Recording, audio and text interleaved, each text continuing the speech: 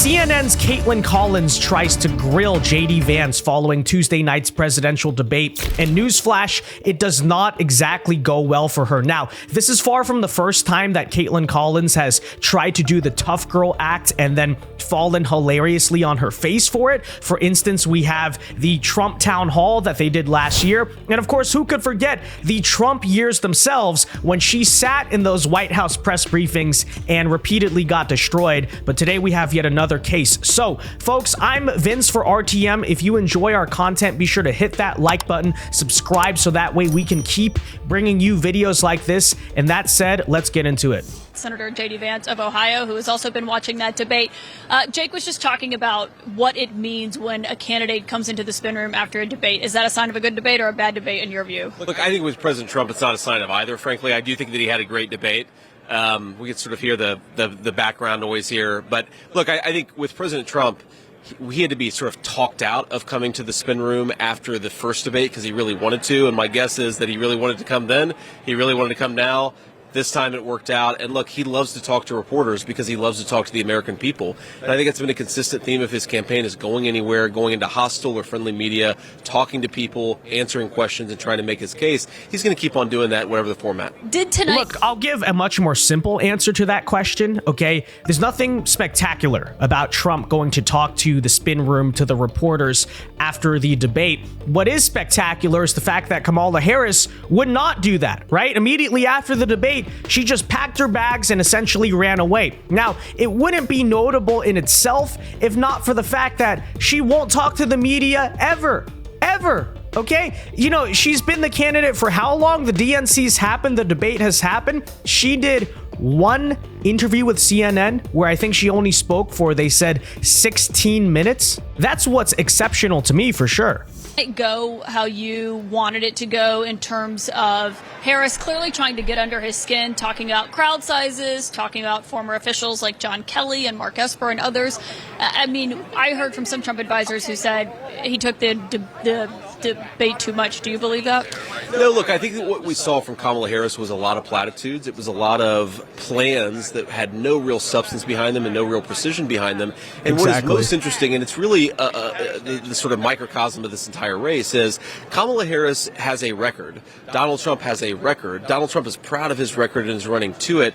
Kamala Harris is running away from her record and pretending that somehow her term as president is going to be radically different from her term as vice president, but she can't actually articulate why. And in fact, to the extent that she articulates it at all, it's by running away from positions that she clearly held just a few years ago or even a few weeks ago. So why didn't Trump push? With an election year upon us, the economy is more unpredictable than ever. Markets can swing dramatically, and political changes can impact your savings overnight. And that is why it is now the perfect time to partner with GoldCo. Gold and silver can serve as reliable stores of value, offering protection against economic uncertainty, inflation, and the unpredictable shifts that can come in times like these. GoldCo makes it easy to diversify your retirement with gold and silver IRAs, providing a secure shield for your future even as other investments can fluctuate. Their expert team will guide you through a quick, tax penalty-free rollover of your 401k or IRA,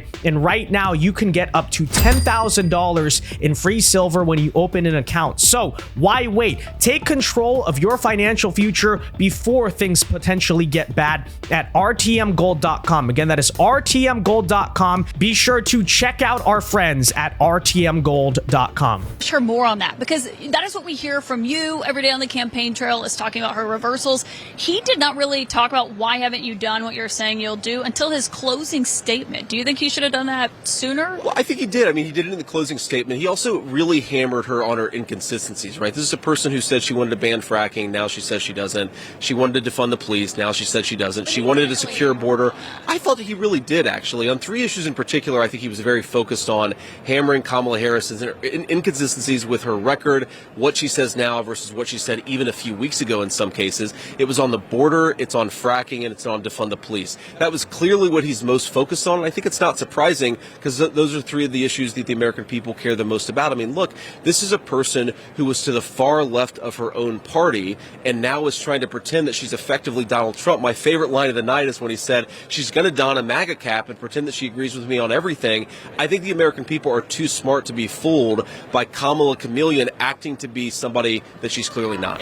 And by the way, that question is just straight up nitpicking, because yes, it is true. Okay, maybe Trump should have brought up, hey, why haven't you done this the whole time throughout the debate? But at the same time, are you going to ask Tim Walz, Kaitlan Collins, are you going to ask Tim Walz about the 0 questions essentially that Kamala Harris actually answered? Of course not. Of course not. All right, but now that said, let's get to perhaps the most interesting part of this interview, when Kaitlan Collins tries to press JD Vance on the whole "they're eating the dogs, they're eating the cats" comment about the Haitian migrant crisis in Springfield, Ohio. And here's where it starts to get really spicy. And the other thing that he brought up, which I was kind of surprised by, I guess I would say, is he brought up this misleading false claim that you yourself have talked about in recent days about Haitian immigrants in Springfield, Ohio, abducting people's pets and eating them, which officials there have said is not true. You yourself acknowledged it may be false on Twitter. You still told people to keep spreading it.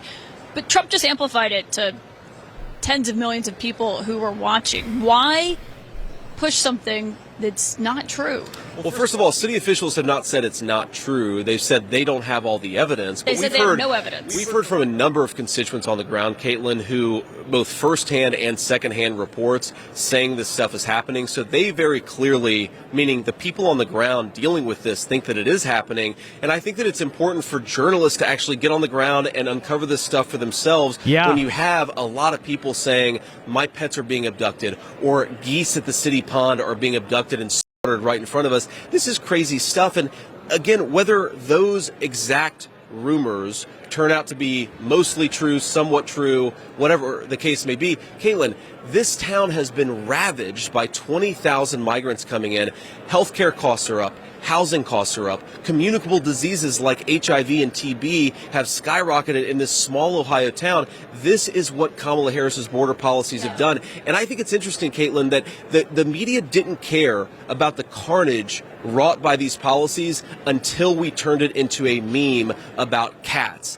And that speaks to the media's failure to care about what's going on in these communities. If we have to meme about it to get the media to care, we're going to keep on doing it because the media should care about what's going on. I saw you say that. I think the media does care about it. I just read a very lengthy report in the New York Times on it. PBS NewsHour did a whole story. But can I ask you? By us talking about it and bringing it up. Nobody cared about this until we raised this issue. You talked about Senator. And that's the thing. Look, let's just be clear about this entire controversy about the pets. Okay, so it is true that it is not objectively proven whether or not this has happened, but it is also not true for the media to say it's debunked, it's been proven, it's not happening, because all we have currently are allegations. Okay, never has this situation actually been debunked. It just has not been proven. What we do have, however, in that county are actual police reports, as well as many eyewitness and kind of allegations made by the residents, right? We do have credible allegations that this could possibly be happening. Now,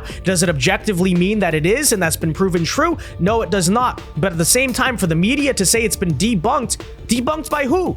Just because it's not been proven and it's just an allegation right now doesn't mean something is debunked. But Vance raises the most important point. But Vance raises a more important point here, which is that when you really think about it, shouldn't it be the job of the media to try to get to the bottom of it? Shouldn't they be actually investigating and looking into whether or not it's true, instead of just simply standing there and saying, no, it's not true, it's been debunked, it's been disproven? Of course, we know the reason why they don't actually want to look into it, because if they looked into it, they might not like what they saw. But most importantly, here's the reality. Regardless of whether or not it's true about the cats and the dogs, the point is this: there is a real crisis right now going on with the migrant situation in Springfield, Ohio. The media refuses to talk about it, and as Vance there brings up, they would not talk about it until this kind of moral panic over Trump said this about the cats and the dogs. They don't care about the plight of the actual people in Springfield. They don't care about the things that are objectively and provably true and are happening to the residents there. They don't care, right? They don't care. And that's really what it's about.